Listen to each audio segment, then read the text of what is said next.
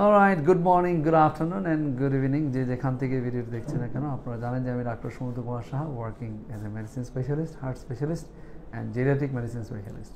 আর আরেকটা ট্যাগ যেহেতু লেগে গেছে, আমি বলতে চাই যে I am working on complicated disease management. Complicated বলতে আসলে শব্দটা বোঝা যাচ্ছে না। এটা হচ্ছে আসলে আনরিজলভড বলতে পারি, আনডায়াগনোজড, আনডিটারমিন্ড। আমি একটা ক্যাটাগরি করছি আর কি। এবং আপনারা জেনে খুশি হবেন যে আমি রিসেন্টলি পপুলার মেডিকেল কলেজ হসপিটালে এজ এ সিনিয়র কনসার্ন হিসেবে জয়েন করেছি। আগে লাইব্রেরিতে ছিলাম, এখন পপুলারে আছি। বেসিক্যালি মেডিকেল কলেজ ছাড়া আমি কখনোই ছিলাম না আর কি। মেডিকেল কলেজ ছাড়া আমার ভালো লাগে না, ইনস্টিটিউট ছাড়া মনে হয় যে নিজের পড়াশোনা হচ্ছে না, এরকম একটা মেন্টালিটি আর কি।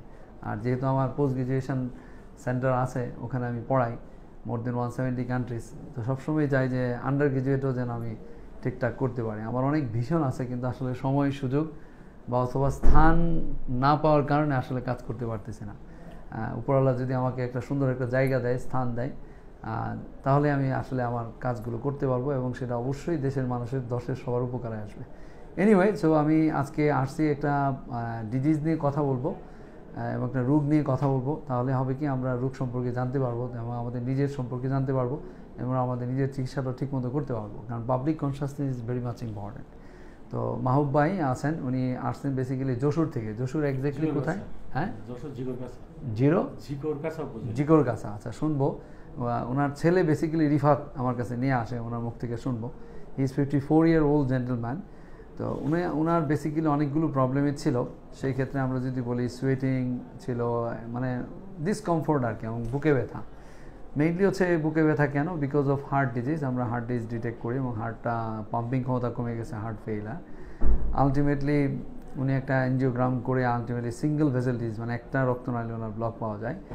তো এখন উনি ওষুধ খেয়েই মোটামুটি ভালো আছেন, কিন্তু এর পাশাপাশি আমরা তার প্রেশারের কারণটাকে বের করতে পারছি।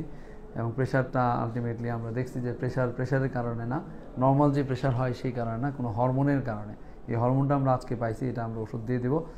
আর পাশাপাশি আরও কিছু প্রবলেম আছে, সেগুলো নিয়ে আমি ডিসকাস করছি না। আমরা মাহবুব ভাইয়ের মুখ থেকে দুইটা কথা শুনবো।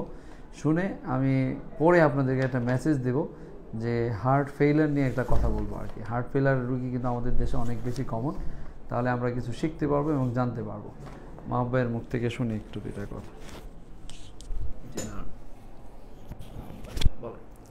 আসসালামু আলাইকুম। আমি মাহবুব আলম। গত ফেব্রুয়ারির প্রথম সপ্তাহে আমার একটু মিনি স্ট্রোক মতন হয়। পরে আমি বিভিন্ন জায়গায় কয়েকটা ওষুধপত্র খাওয়ার পরে আমি খুব একটা ভালো ফল পাই না। পরে আমি ছাড়ের সন্ধান পাইলাম। সন্ধান পাওয়ার পরে আমি স্যারের কাছে আসলাম। স্যারের কাছে আসার পরে উনি যে আমার অনেকে দেখে শুনে যে ওষুধগুলো দিল, তা খাওয়ার মানে এক সপ্তাহ ভিতরে আমার যে শ্বাসকষ্টটা ছিল সেটা আমার কমে গেল। মনে করেন যে অনেক কমে গেল। তখন আমার ডায়াবেটিসের ওষুধ খেতাম, সেটাও বন্ধ, খাওয়া লাগছে না।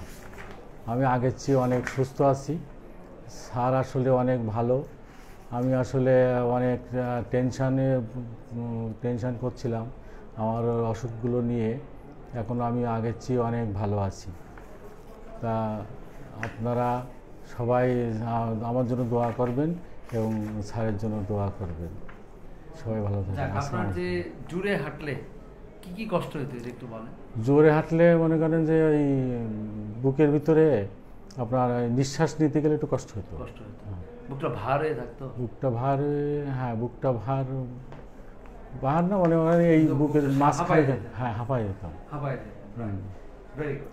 যাই হোক, মাহবুব ভাইয়ের মুখ থেকে আমরা শুনলাম। আর ওই যে গা ঘামতো স্যার, গা ঘামতো, তো গা ঘামে হতো, মানে গা ঘামাবে তখন শ্বাসকষ্ট হতো বেশি। হ্যাঁ। যাই হোক, আমি একটু বলি মাহবুব ভাইয়ের যে রোগটা সম্পর্কে আমি একটু বলবো, তাইলে আমরা শুনতে পারবো। মাহবুব ভাইকে অসংখ্য ধন্যবাদ।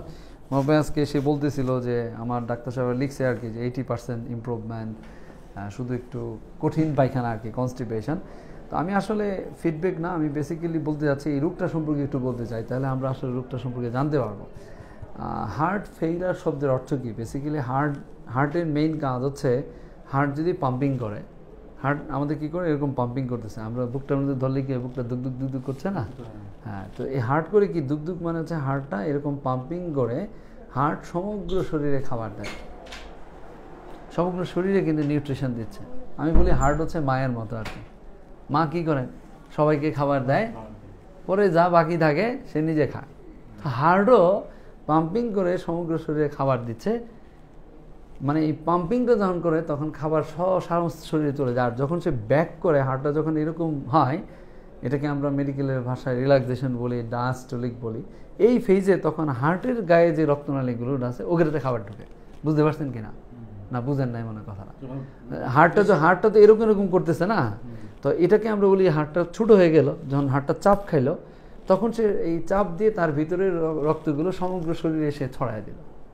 আর যখন হার্টটা এইরকম হইলো তখন হার্টের গায়ে এইরকম কিছু রক্তনালী থাকে, যেই রক্তনালীগুলো নিয়ে আমরা কথা, যে রক্তনালীগুলো ব্লক হয়ে যায়, ওই রক্তনালীগুলো দিয়ে ব্লাড ঢুকে।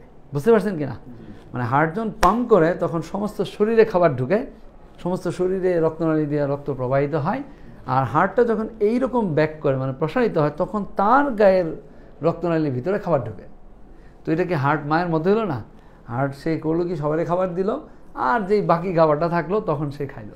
তো এই জন্য আমি ফান করে বলি আর কি, যে হার্ট আসলে মায়ের মতো। মা যেরকম কি সবাইকে খাবারটা দেয়, পরে সে যখন রিল্যাক্স থাকে তখন সবাইকে খাবারটা, মাথাটা ঠান্ডা হয় তখন সে নিজে খাবার খায়। তো এটা খুব ইম্পর্টেন্ট। হার্টের কাজই হচ্ছে পাম্পিং করা।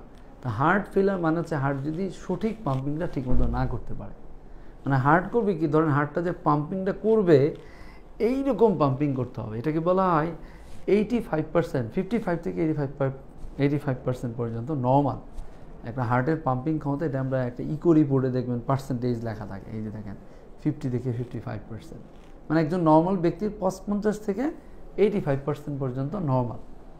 55 যদি একও কম থাকে ধরে নিতেও কম, বুঝতে পারছি না? 55 যদি কম থাকে, 55 যদি 10 বাদ দিয়ে দিই, 55 থেকে 10 বাদ দিলে কত, 45, 45 থেকে আরও 10 বাদ দিলে 35। তো 55-এর নিচে যারা তাদেরকে আমরা বলি মাইল্ড, মানে অল্প কম আর কি, বেশি কম না। আর 45-এর নিচে যারা, 45-এর কম যারা, তাদেরকে যদি মানে কম থাকে তাদেরকে আমরা বলি মাঝামাঝি কম আর কি। আর যাদের 35-এর নিচে কম তাদেরকে আমরা বলি বেশি কম।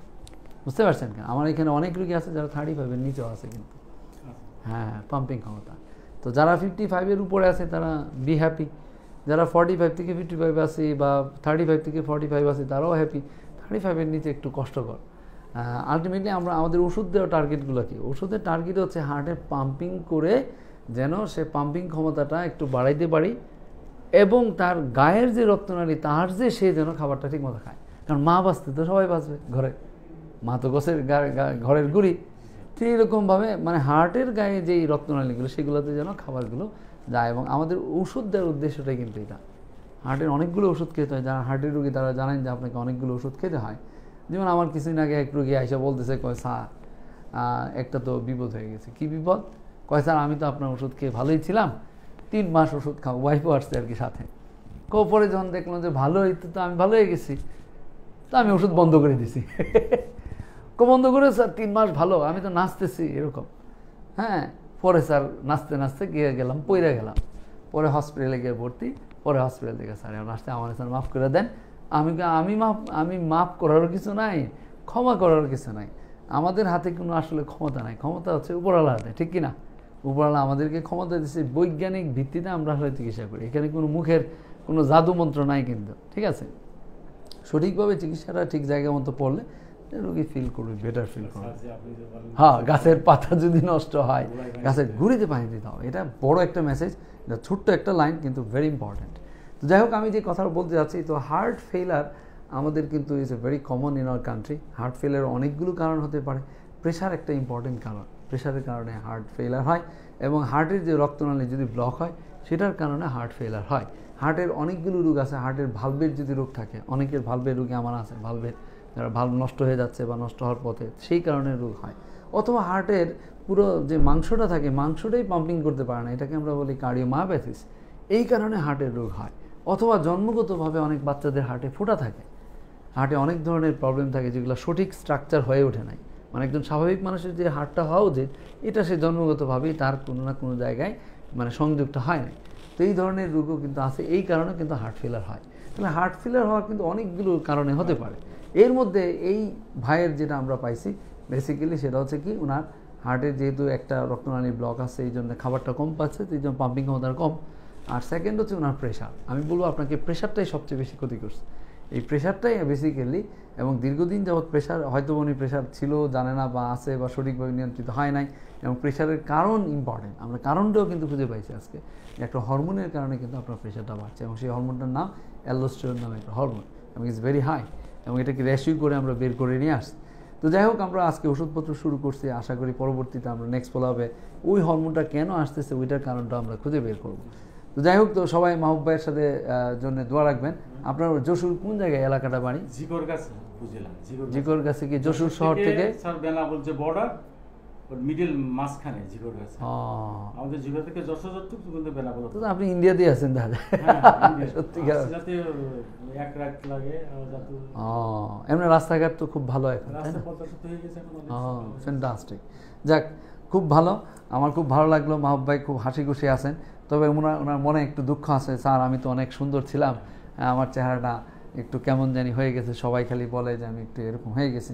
তো আমরা হার্টের রুগীদের জন্য আরেকটা মেসেজ দিচ্ছি, যে হার্টের রুগীর চেহারা থাকবে ইংলিশ ফিগার।